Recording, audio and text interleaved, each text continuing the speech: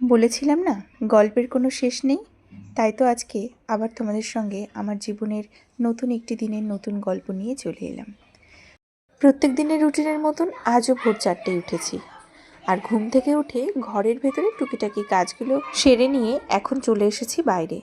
সময় এখন ভোর 4:45।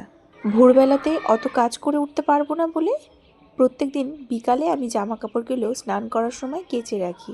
ভেজা জামা কাপড়গুলো ভাবলাম বাইরে মেলে আসবো, সেটা ভেবেও বাইরে গেলাম না, কারণ বাইরে এখনও ভোরের আলো ঠিকঠাক ফোটেনি, আর অন্ধকারে বাইরে বেরোতে একটু গা ছমছমে করে বটে। আজ তো শনিবার, আর তোমরা অনেকেই জেনে গেছো শনিবার মানেই আমাদের একটা নিরামিষ দিন। রাত্রিবেলাতেই আমি সমস্ত বাসনপত্র মেজে রেখেছিলাম। গ্যাস ওভেন থেকে শুরু করে যাবতীয় যা যা শনিবারে ইউজ করব সেগুলো সমস্তটাই আমি সার্ফ সাবান দিয়ে ভালো করে মেজে ঘষে রান্নাঘর মুছে ক্লিন করে রেখেছিলাম। একটু যদি বুদ্ধি করে কাজ করো না প্ল্যান মাফিক, তাহলে দেখবে কোনো কিছুর জন্যই কোনো কাজ আটকে থাকবে না, সমস্ত কাজ দেখবে সুন্দরভাবে পরিপাটি করে করা যাচ্ছে। এখন আমি ঘরটাকে ঝাড় দিয়ে নিচ্ছি। ও হ্যাঁ, কথা বলতে বলতে এটাও আরেকবার বলি, ওই যে বলেছিলাম জীবনে যদি যে কোনো কাজ করতে যাও বা প্রতিষ্ঠিত হতে চাও তাহলে অবশ্যই ঘুমটাকে ত্যাগ করতে হবে। আমার বাবা না সব দিন একটা কথা বলে, আরাম হারাম হ্যায়।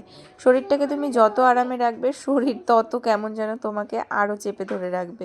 কিন্তু যখনই সমস্ত অলসতা কাটিয়ে তুমি একবার ঘুম থেকে উঠে যাবে তখন দেখবে আর কোনো পিছুটান তোমার থাকবে না। ভোরের আলো ফুটে আস্তে আস্তে সকাল হয়েছে। দেখো আমার কিন্তু উঠোন ঝাড় দেওয়া হয়ে গেছে, সিঁড়িটা মোছা হয়ে গেছে। সময় এখন ভোর 5:20।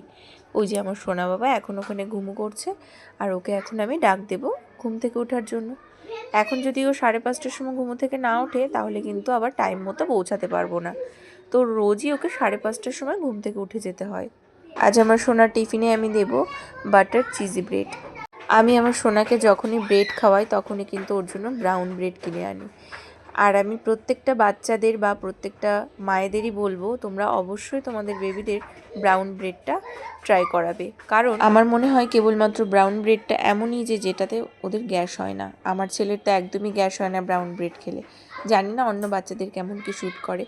বাবিনের ব্রেডটাকে একটু কড়াইয়ের ভিতরে এদিক ওদিক সেঁকে নিয়ে তারপরে আমি দিয়ে দিলাম এখন চিজ, আর চিজটা ভালো করে একটু ভেতরে গ্রেট করে দিয়েছি। আজকে একদম কোনো স্যালাড বা কোনো কিছু আমি ইউজ করলাম না। তারপরে একটুখানি বাটার দিয়ে সেঁকে নিয়েছিলাম চারি সাইডটা, আর ওর ভেতরে না অল্প একটু দুধ আমি অ্যাড করছি যাতে পুডিংটা খুব ভালোভাবে সফট হয়ে আসে। তো এটা কিন্তু খেতে খুব পছন্দ করে আমার সোনা বাবাই।